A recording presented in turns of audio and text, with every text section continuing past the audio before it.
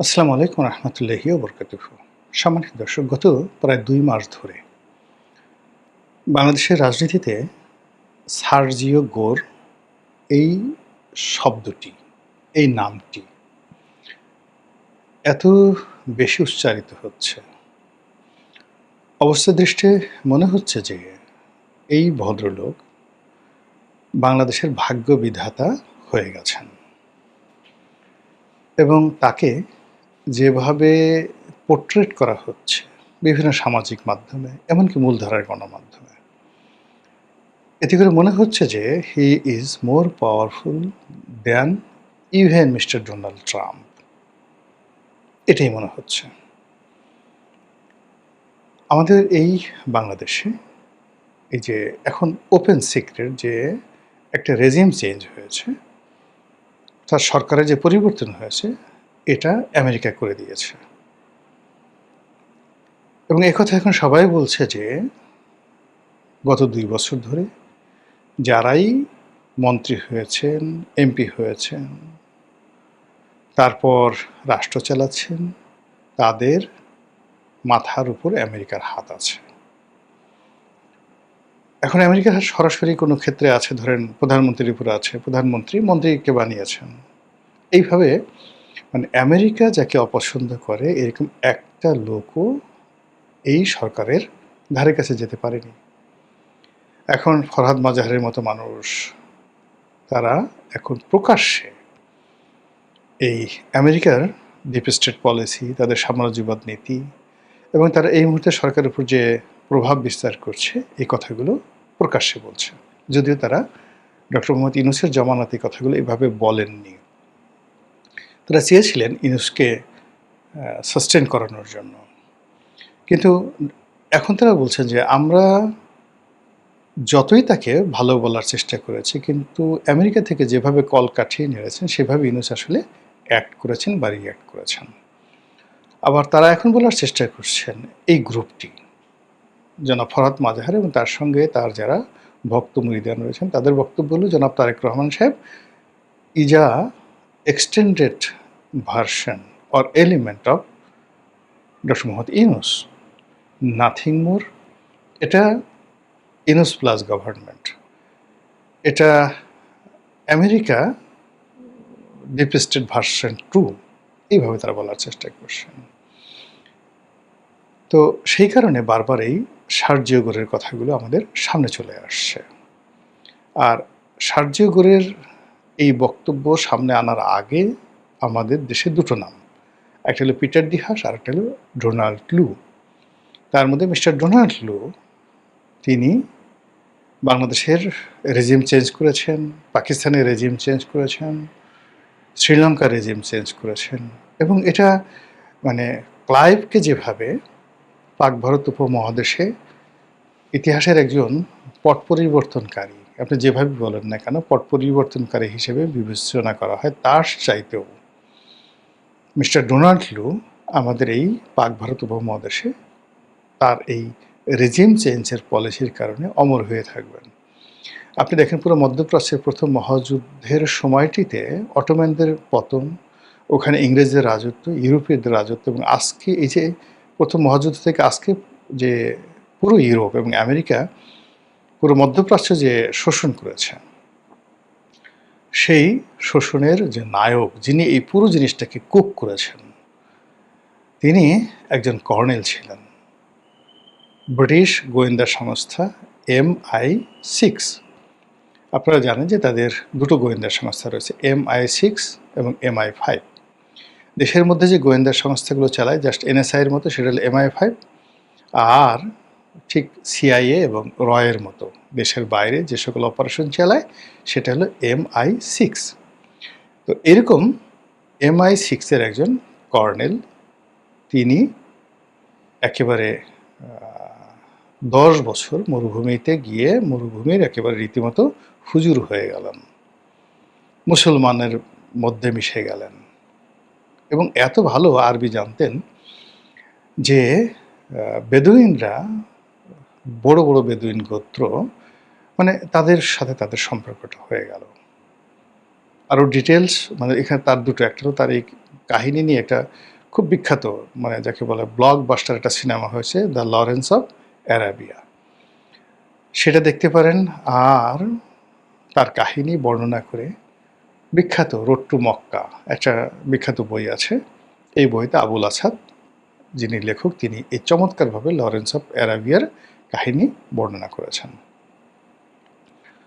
তো এই Lawrence of অ্যারাবিয়াকে নিয়ে যেভাবে চলচ্চিত্র হয়েছে, আগামীতে দেখবেন যে এই ডোনাল্ড লুকে নিয়ে এরকম চলচ্চিত্র হবে। একটা তিনটা গভর্নমেন্টকে রীতিমতো ফেলে দিয়েছেন। 4টা গভর্নমেন্টকে,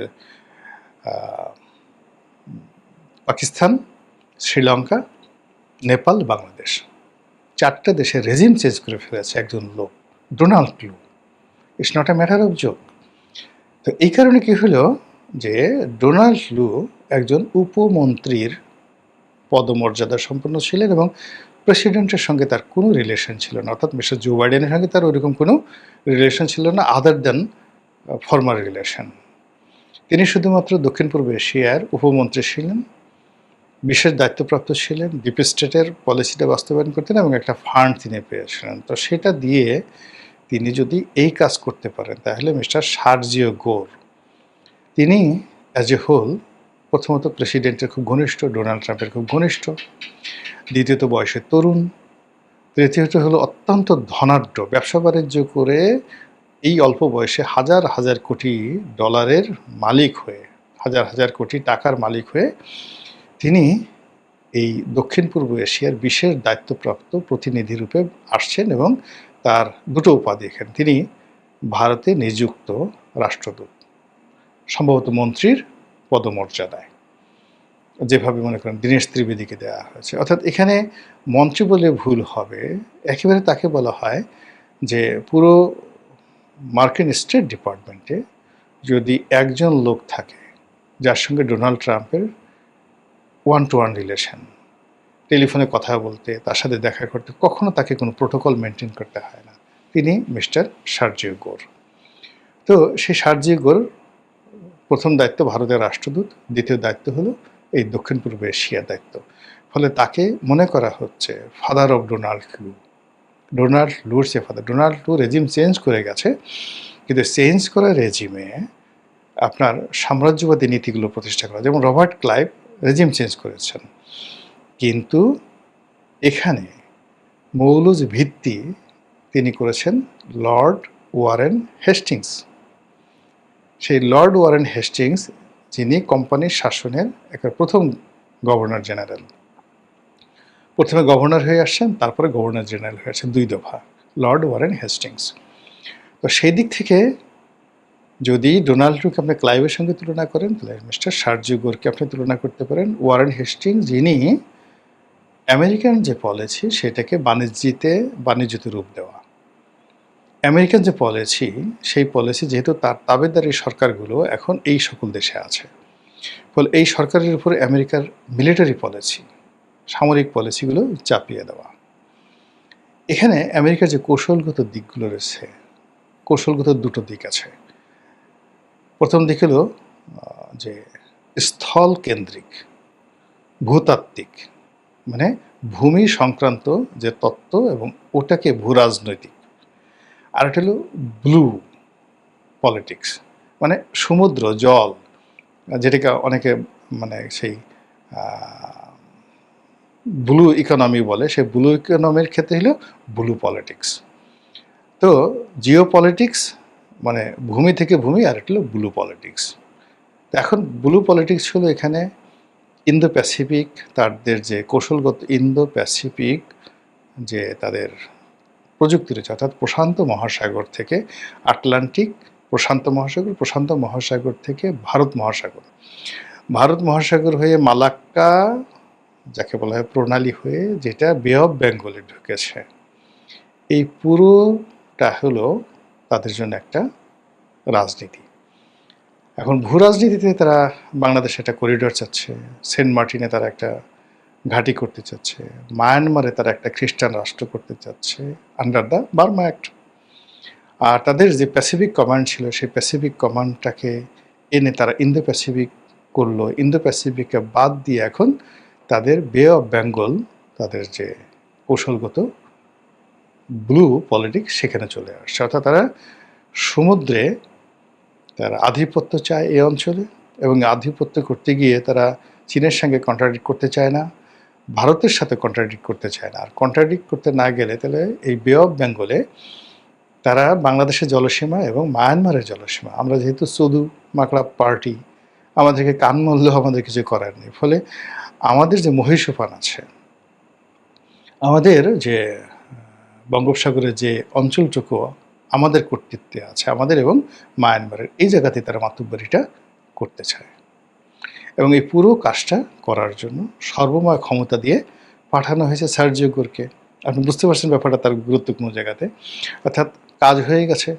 এখন এখানে যেখানে মিলিটারি পাঠানো দরকার মিলিটারি, যেখানে ব্যবসায়ী পাঠানো দরকার ব্যবসায়ী, যেখানে ধর্ম কর্ম ব্যাপার সেখানে আপনার যাজকরা আসবে। As a whole British East India company Lord Warren হেস্টিংসের জমানাতে যেভাবে এসেছিল, যেভাবে তারা সিভিল সার্ভিস করেছিল, যেভাবে তারা মিলিটারি সার্ভিস করেছিল, যেভাবে তারা ইংরেজি ভাষাটাকে এখানে বুঝিয়ে দিয়েছে, ঠিক সেম কাজটা এখন সার্জিও গোরের মাধ্যমে করার জন্য মিস্টার ডোনাল্ড ট্রাম্প তার সবচেয়ে পছন্দের একটা মানুষকে ভারতের রাষ্ট্রদূত করেছে। এখানে আমি আগের যে অংশটুকু আলোচনা করি সেটিকে যদি আপনি দেখেন, তো তাদের ফার্স্ট প্ল্যান হলো বে অফ বেঙ্গল। এখান থেকে তারা সোজা চলে যাবে মালাক্কা প্রণালীতে, যেটা ইন্দোনেশিয়ার মধ্যে আছে। ইন্দোনেশিয়া দুর্বল একটা রাষ্ট্র, এবং ভারতকে যেটা বলা হয়েছে যে ভাই তোমার সাথে আমার অন্য বিজনেস প্রবলেম আছে, যা কিছু আছে, কিন্তু বাংলাদেশ নিয়ে, মিয়ানমার নিয়ে তুমি তোমার স্বার্থ দেখো, আমরা আমাদের স্বার্থ দেখি, এখানে আমাদের কন্ট্রাডিক্ট হবে না। আমরা যে জিনিসগুলো চেয়েছি সেটা আমরা শুধুমাত্র আমাদের সেই জায়গাগুলো আছে। আর তোমরা যেটা তোমাদের সেভেন সিস্টার চাচ্ছ, মায়ানমারকে বলা হচ্ছে তোমরা যে জিনিসগুলো চাচ্ছ, কোনো সমস্যা নেই, আমরা সবাই এখানে ভাগাযোগি করে কাজ করি, কোনো প্রবলেম নেই। প্রবলেম হবে চীনের। ফলে চীন তোমাদেরও শত্রু, আমাদেরও শত্রু। তো এই জিনিসগুলোর যাতে একটা ডিপ্লোম্যাটিক চ্যানেল চমৎকারভাবে চলে, এই জন্য একেবারে বিশ্বস্ত একজন লোক মিস্টার সার্জিও গোরকে দিল্লিতে পাঠানো হয়েছে। এখন সার্জিও গোর বাংলাদেশে আসার আগে তার বহু টিম, গোয়েন্দা team, military team, FBI team, বহু টিম বাংলাদেশে হয়তো আসছে। আমরা পেপারে দেখেছি বা মানে বিভিন্ন সামাজিক মাধ্যমে দেখেছি, একটা পাসপোর্ট সহ বলে দিয়েছে অমুক লোক এত তারিখে এয়ারপোর্ট থেকে এসে সার্জিগর আসার আগে ওয়েস্টিনে উঠেছে, তার ডেজিগনেশন নেই। তারপরে সাবেক সিআইএর এত বড় কর্মকর্তা বাংলাদেশে, তো দূরের কথা ভারতও কখনো আসে না, সেই কর্মকর্তাও বাংলাদেশে এসে এখন পর্যন্ত আছে কিনা আমি জানি না। তো এরকম ঘটনাগুলো ঘটেছে। তো সেই সার্জিও গোর এসে তারপর প্রধানমন্ত্রীর সাথে দেখা করেছে, খলিলুর রহমান সাহেবের দেখা করেছে, কেউ কেউ বলে আওয়ামী লীগের নেতাদের সাথে, একজন নেতার সাথে দেখা করেছে, আরও অনেক বৈঠক হয়েছে, হয়তো গোপন বৈঠক হয়েছে সেই মার্কিন রাষ্ট্রদূতের বাসায়। এবং এখনও তাদের যে সিক্রেট সার্ভিস যেগুলো সামনে চলে আসছে, সেখানে তারা এমন অনেক কিছু করতে পারে যেগুলো আমরা কল্পনাও করতে পারি না। এর ফলে ওনার এই আগমনকে নিয়ে প্রচুর আলোচনা হচ্ছে, সমালোচনা হচ্ছে, এবং যারা প্রো আমেরিকান তাদের বক্তব্য হলো সরকারকে এই সার্জিও গোর একটা রেড সিগন্যাল দিতে আসছে।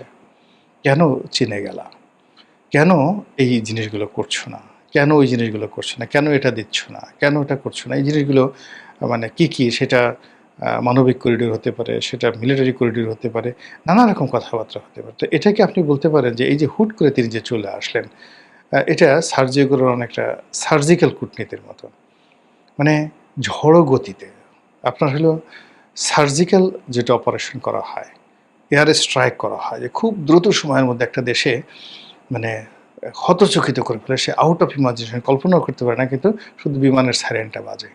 তো সেক্ষেত্রে মিস্টার সার্জিও গোর যেভাবে আসছেন, যেভাবে কথা বলছেন, এত দ্রুততার সঙ্গে মনে হয়েছে যেটা একটা কূটনীতির ঝড়, একটা কূটনীতির সার্জিক্যাল অপারেশন। এখন সেই অপারেশন তো মিস্টার সার্জিও গোর করে গেলেন, আমরা সেটাকে কিভাবে হজম করব, কিভাবে মেনটেন করব, সেটি দেখার বিষয়। মহান আল্লাহ আমাদের সবাইকে হিদায়াত দান করুন এবং হেফাজত করুন। আসসালামু আলাইকুম রহমতুল্লাহি ওয়া বারাকাতুহু।